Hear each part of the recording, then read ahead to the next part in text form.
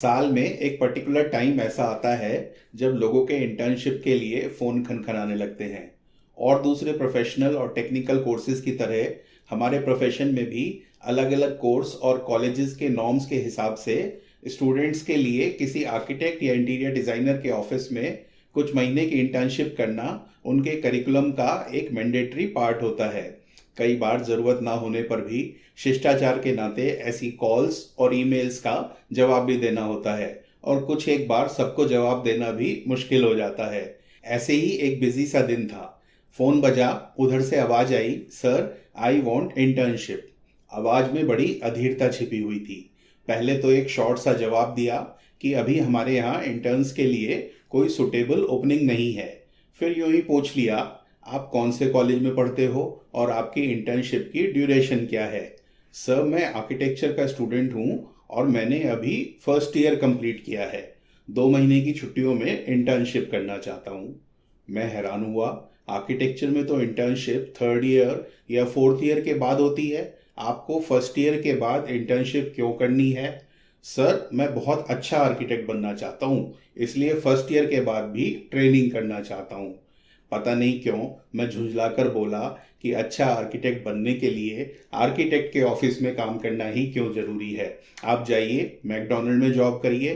कभी आपने देखा है उन यंगस्टर्स को, कितना भी प्रेशर हो, स्ट्रेस हो, मुस्कुराकर बात करना उनके काम का एक पार्ट होता है। लाइफ में कुछ भी करिए, ये क्वालिटी तो आपके काम आनी ही आनी है। उस स्टूडेंट को मेरी बात कितनी समझ आई होगी पता नहीं, पर मैंने ऐसे क्यों बोला वो वीडियो के अगले भाग में थोड़ा विस्तार से बताऊंगा। इंटर्नशिप से जुड़ी और भी तरह तरह की क्वेरीज जो आए दिन मेरे पास आती रहती हैं, उनका जवाब आज की वीडियो में देने की कोशिश करूंगा।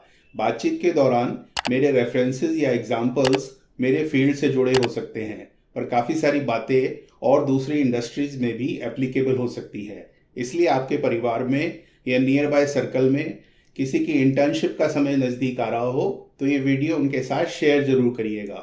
चलिए शुरू करते हैं। मेरे एक परिचित ने पूछा, बिटिया आर्किटेक्चर की पढ़ाई कर रही है और थर्ड ईयर के बाद इंटर्नशिप करनी है, कौन सा ऑफिस सही रहेगा या वहाँ उसे क्या क्या सीखना चाहिए, किस तरह के प्रोजेक्ट्स में काम करना चाहिए। मैं हैरान था। या तो हम लोग अपने टाइम में कुछ ज़्यादा ही स्लो थे, या आज का ज़माना कुछ ज़्यादा ही स्पीड पकड़ चुका है। कोई लगभग 30 साल पहले जब हम 3 फ्रेंड्स की दिल्ली में 3 अलग अलग रेप्यूटेड आर्किटेक्चरल फर्म में इंटर्नशिप फिक्स हुई थी। शाम को जब हम लोग अपने ऑफिस के पहले दिन का एक्सपीरियंस शेयर कर रहे थे तो एक ने बताया, आज मैंने नक्शा ब्लूप्रिंट फोल्ड करके A4 साइज की फाइल में लगाना सीखा। मैंने तो लार्ज साइज के फोटोकॉपियर को कैसे हैंडल करते हैं ये सीखा था।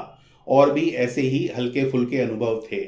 कभी किसी के बाथरूम की डिटेल, कभी किसी के किचन का वुडवर्क। 6 महीने की ट्रेनिंग ऐसे ही कुछ मिसलेनियस एक्टिविटीज़ करते करते बीत गई। मज़े की बात तो ये है कि फोर्थ ईयर तक पहुंचते पहुंचते कॉलेज में इतने हाई फाई प्रोजेक्ट्स करने को मिलने लगते हैं, वहीं इंटर्नशिप में ऐसे लगता था जैसे कोई ABCD सिखा रहा हो। आपने सुना होगा, जैसे छोटे बच्चे स्कूल जाना शुरू करते हैं तो हम लोग कहते हैं कि अभी प्ले स्कूल में डाला है, पहले वो स्कूल में बैठना तो सीखे। बट ऑब्वियस इंटर्नशिप में अपने आप को अपस्किल करना आपका प्राइम ऑब्जेक्टिव होता है या होना चाहिए। पर पहले स्कूल कॉलेज के माहौल से निकलकर 8-9 घंटे ऑफिस में टिक कर बैठने की आदत तो पड़े। इनफैक्ट ये भी कोई ज़रूरी नहीं है कि प्रोफेशनल वर्ल्ड आपके एकेडमिक वर्ल्ड से ज़्यादा डिफ़िकल्ट हो, पर उसका खौफ तो निकले या आप उस माहौल से फेमिलियर तो हो। अब अगर बात करें कि इंटर्नशिप में क्या क्या सीखना है, किस डायरेक्शन में अपने आप को अपस्किल करना है, तो पहली बात तो कोई ज़रूरी नहीं है कि इंटर्नशिप में आपको अपनी पसंद का, चॉइस का काम करने को मिले। और कई बार मुझे लगता है अर्ली स्टेज ऑफ करियर में हमें पसंद क्या है ये भी कुछ खास पता नहीं होता है, या फिर कुछ अलग अलग एक्टिविटीज़ पर काम करने को मिले तो ही तो आइडिया लग पाएगा कि हमारे लिए क्या सही है।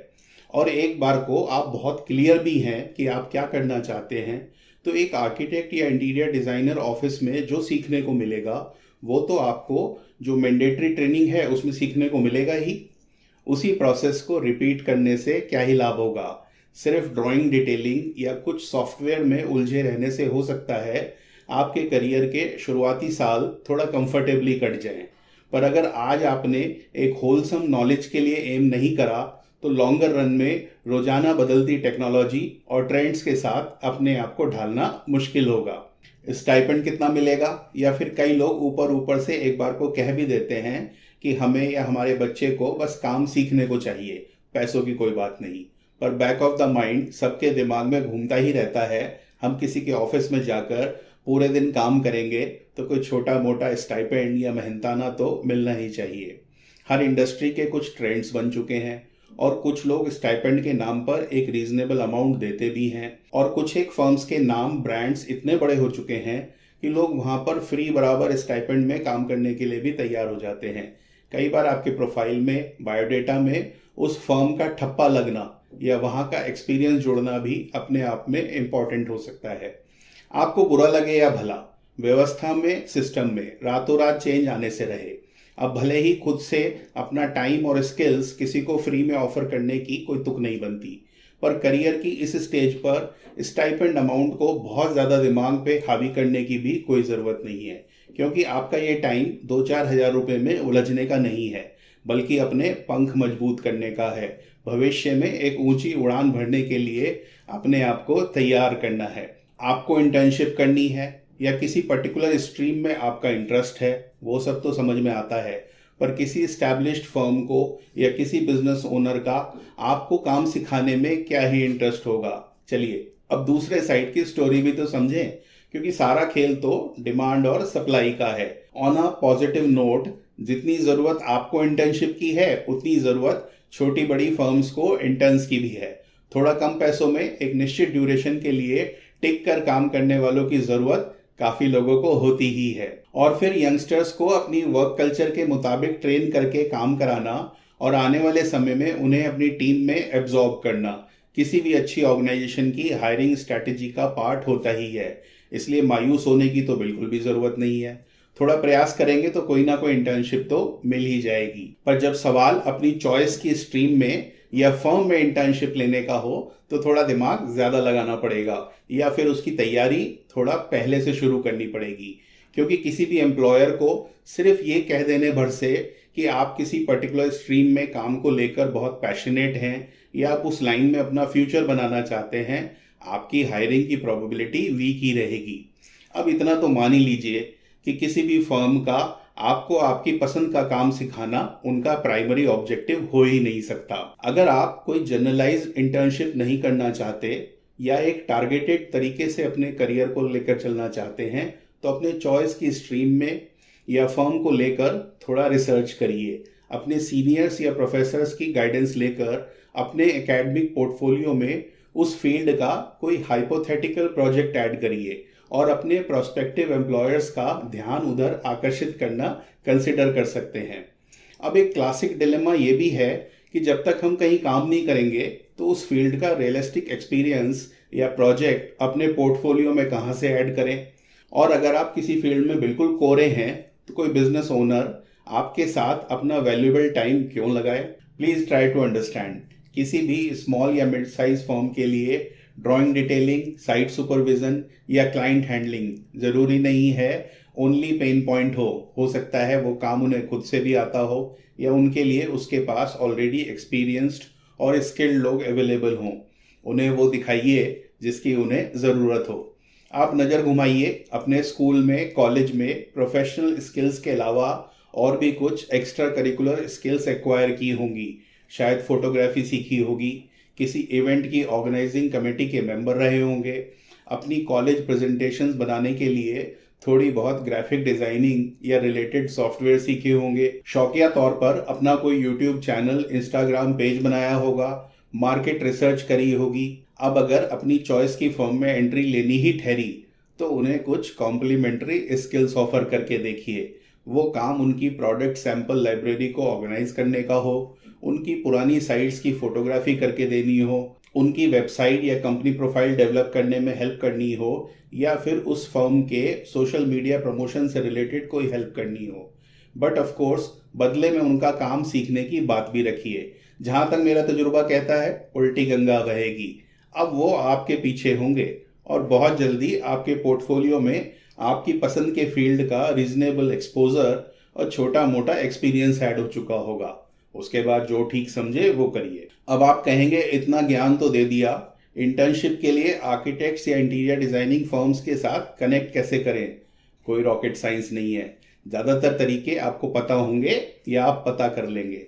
फिर भी कुछ मेथड्स आपकी सुविधा के लिए दोहराना चाहूँगा और उससे रिलेटेड अपने व्यू पॉइंट्स भी शेयर करूँगा। कई बार हमारी इंटर्नशिप की चिंता हमारे पेरेंट्स या रिलेटिव्स को हमारे से ज़्यादा होती है। कहाँ लगेगी, कैसी होगी, हमारा बच्चा वहाँ एडजस्ट कर पाएगा या नहीं। अपने अड़ोस पड़ोस में या सर्कल में चेक करो, फलाने फ्रेंड से या फ्रेंड के फ्रेंड से बोलोगे तो वहाँ इंटर्नशिप लगी जाएगी और हमारे बच्चे को कोई दिक्कत भी नहीं आएगी। वो कहते हैं ना, सोने को भी आभूषण बनने के लिए तपना पड़ता है। जान पहचान में या बहुत क्लोज रिलेशन में आपके एम्प्लॉयर आपको कितना तपाएंगे या वहाँ आप कोई सिली मिस्टेक्स करते हुए कितना सहज हो पाएंगे पता नहीं। आपको दिक्कत ना आए, ये आपके इंटर्नशिप का ऑब्जेक्टिव होना ही नहीं चाहिए। इसलिए अगर कोई बहुत ही मजबूरी हुई तो इस ऑप्शन के बारे में सोचिए। आजकल हर कॉलेज में छोटी बड़ी प्लेसमेंट सेल भी होती है। इनफैक्ट प्राइवेट कॉलेजेस में तो कॉलेजेस की बैकबोन होती है। अपने पुराने प्लेसमेंट रिकॉर्ड्स को दिखाकर ही वो लोग नेक्स्ट एडमिशन सेशन में स्टूडेंट्स और पेरेंट्स को आकर्षित करते हैं।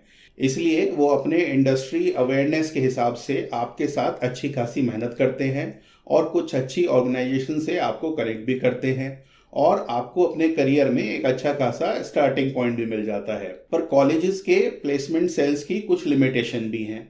एक तो उनके इंडस्ट्री रिलेशन और कनेक्शंस की quality college to college vary करती है। दूसरे, उनके पास जो अवेलेबल अपॉर्चुनिटीज़ हैं उनको वो सब स्टूडेंट्स में बराबर बांटनी होती है। इसलिए अगर आप एक एक्स्ट्रा एज अटेंड करना चाहते हैं तो अलग से हाथ पैर मारना तो बनता ही है। इतनी सारी वेबसाइट्स हैं, जॉब पोर्टल्स हैं और तरह तरह के फेसबुक ग्रुप बने हुए हैं। जगह जगह पर आए दिन जॉब वैकेंसी निकलती रहती है। महीना 20 दिन भी खंगालेंगे तो ढेरों ऑप्शंस निकल आएंगे। वो एग्जैक्टली इंटर्नशिप के लिए ना भी हो, कम से कम ये तो पता चलेगा कि मार्केट में किस तरह के प्लेयर्स हैं, किन किन फर्म्स में जॉब ओपनिंग्स रहती हैं या फिर वो अपने एम्प्लॉयज़ से क्या एक्सपेक्ट करते हैं। हो सकता है कई बार लोग जिस तरह की स्किल सेट की डिमांड करते हैं उसे देखकर मायूसी होती है कि हमें तो ये सब कुछ आता ही नहीं। जरूरी नहीं है जो आपको दिख रहा हो वही सच हो। ऐसे तो हर कोई बिजनेस ओनर चाहेगा ही कि उसके एम्प्लॉयज़ में दुनिया जहान की क्वालिटीज़ हों। कोई ज़रूरी नहीं है कि जो वो चाह रहे हैं वो उन्हें मिल रहा हो। कई बार सही कैंडिडेट ना मिल पाने की स्थिति में वो फ्रेशर्स या इंटर्न्स के लिए भी सेटल हो जाते हैं। बस आपको अपना स्किल सेट उन तक सही तरीके से पहुंचाना है। अपने स्किल सेट को एम्प्लॉयर्स तक कैसे पहुंचाना है उसके बारे में भी बताऊंगा। पर पहले आप में से किसी को पता हो तो मुझे कमेंट बॉक्स में लिखकर बताइए कि वो कौन से अच्छे वेब पोर्टल्स हैं या फेसबुक ग्रुप हैं जहां पर आर्किटेक्ट्स या इंटीरियर डिज़ाइनर्स के लिए जॉब वैकेंसी देखने को मिल सकती है। बिजनेस वर्ल्ड में सेल्स और मार्केटिंग की एक टर्म है कोल्ड कॉलिंग। ज़रूरी नहीं है कोई आगे से अपनी रिक्वायरमेंट बताए। आप भी लोगों तक पहुंचकर पूछ सकते हैं कि उन्हें आपकी स्किल्स की कोई ज़रूरत है या नहीं। ये आर्ट आपने एक बार सीख ली या आपकी झिझक निकल गई तो आज इंटर्नशिप फिक्स करने में काम आएगी या कल को जॉब ढूंढेंगे या अपना कोई बिजनेस करने चलेंगे तो भी काम आएगी। गूगल से या और इतनी सारी ऑनलाइन डायरेक्टरीज हैं जहां से आप अपनी नेबरहुड में या अपनी प्रेफरेंस के आर्किटेक्ट्स और इंटीरियर डिज़ाइनर्स शॉर्टलिस्ट कर सकते हैं। 10 में से 7 लोग शायद आपको मना कर देंगे। हो सकता है 2 लोग आपका मन रखने के लिए आपकी बात सुनेंगे और हो सकता है कोई एक आप में इंटरेस्ट दिखाए। आपको वो एक मौका ही तो चाहिए। अब इसमें एक बात का ध्यान रखना बहुत ज़रूरी है। अगर लोगों को सिर्फ ये पूछोगे कि आपके यहाँ कोई वैकेंसी है क्या, तो हो सकता है 10 के 10 लोग आपको मना ही कर देंगे। बेहतर होगा जिनसे काम मांगने जा रहे हों उनके बारे में कुछ रिसर्च करके जाएं। आप उनके बिजनेस में कैसे कंट्रीब्यूट कर सकते हैं अपनी ईमेल में, मैसेज में या मिलकर शॉर्ट में बताएं। अपना काम दिखाने के लिए इंसिस्ट करें। कोई नहीं सर, मैम, आज ज़रूरत नहीं है तो आगे कोई ज़रूरत हो तो बताइएगा। ऐसा बोलकर आप उनके साथ कॉन्वर्सेशन स्ट्राइक करने का प्रयास करें। आगे के रास्ते खुद ब खुद खुलेंगे। मालूम है वीडियो थोड़ा लंबा हो गया है, पर यह बात नहीं बताई तो शायद बाकी सब बातें बेमानी होंगी। मैंने पहले भी कहा, करियर की अर्ली स्टेज में किसी को नहीं पता होता कि 10 ईयर्स डाउन द लेन वो क्या कर रहे होंगे। टाइम के साथ आपकी प्रेफरेंसेस या मार्केट कंडीशंस बदल सकती हैं। अगर आपने अपने कोर फील्ड में भी कंटिन्यू करते हैं तो टेक्निकल स्किल्स के अलावा आपको बहुत कुछ और सीखना होगा। अब भले ही वो क्लाइंट हैंडलिंग हो, पीआर या नेटवर्किंग स्किल्स हो, सेल्स मार्केटिंग हो, टीम मैनेजमेंट, फाइनेंस हैंडलिंग जैसी तमाम चीज़ों में अभ्यस्त होना पड़ेगा। इसलिए आपकी लर्निंग जितनी होलसम होगी या आप जितना वर्सेटाइल होंगे, आने वाले समय में करियर में होने वाले चेंजेस को अडेप्ट करना या आगे ग्रो करना उतना ही आसान होगा। जहाँ कहीं भी आपके कॉलेज की तरफ से आर्किटेक्ट या इंटीरियर डिज़ाइनर के ऑफिस में इंटर्नशिप करना मैंडेटरी ना हो, वहाँ और चीज़ें भी सीखने का ट्राई करें। मसलन किसी प्रोडक्ट स्टोर पर रहकर कस्टमर की चॉइसेस समझने की कोशिश करिए, कुछ होटल्स या मॉल्स की या हाल फिलहाल में बनी अपने आसपास की कुछ अच्छी बिल्डिंग्स की लिस्ट बनाइए और जाकर ऑब्जर्व कीजिए कि वहाँ दूसरे लोगों ने स्पेस, डिज़ाइन एलिमेंट्स या मटेरियल्स और टेक्नोलॉजी के साथ कैसे प्ले करा है। बिल्डिंग और इंटीरियर प्रोडक्ट्स को लेकर रिसर्च करिए, मार्केट में नया क्या क्या है, किस प्राइस में है, पता लगाइए। किसी बिल्डर या कॉन्ट्रैक्टर की साइट को लुक आफ्टर करने का जिम्मा लेकर देखिए। और भी कुछ नहीं तो घर में कोई दुकान हो तो वहाँ 2 महीने गल्ले पर बैठकर देखिए, कस्टमर का बिहेवियर समझने की कोशिश कीजिए। लर्निंग के ऑप्शंस बहुत हैं, बस आप इरादा बनाइए। आज के लिए बस इतना ही। आज बताई हुई बातों से आपको इंटर्नशिप या जॉब मिलने में या लाइफ में आगे बढ़ने में कोई हेल्प मिले तो कमेंट बॉक्स में लिखकर बताइएगा ज़रूर। शुभकामनाएं।